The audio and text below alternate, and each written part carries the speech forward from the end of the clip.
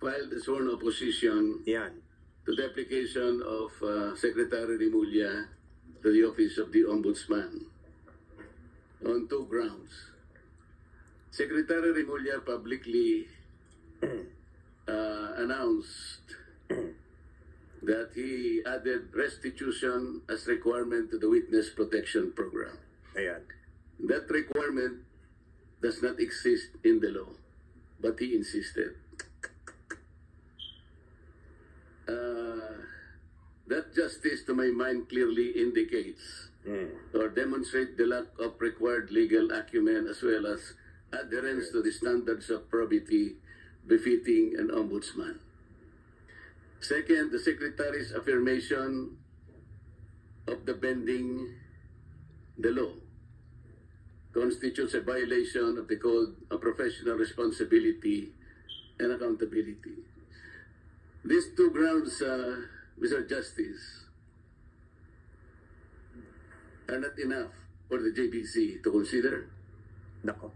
Like this, we receive your complaint or your opposition against Secretary Rimulya. We considered the reasons, but there were two issues yesterday. First was whether or not he's disqualified, and then do now pumasok sa because he was not disqualified, he can be voted upon.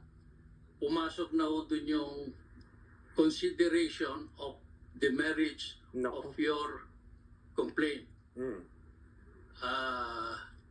Doon no, he was not able to get a unanimous vote. Pero hindi ko na ho masabi ko sino yung mga botante. But they considered the reasons you gave. Your two reasons were very important. We received them, we read them, and we considered them. How did you consider that? How did the council consider the sworn opposition? Ano yan, nasa wait na ko yan, nasa wait. Not sa qualification or disqualification, but on the wait na sa voting ng a considered candidate, nandun na sa way to yun.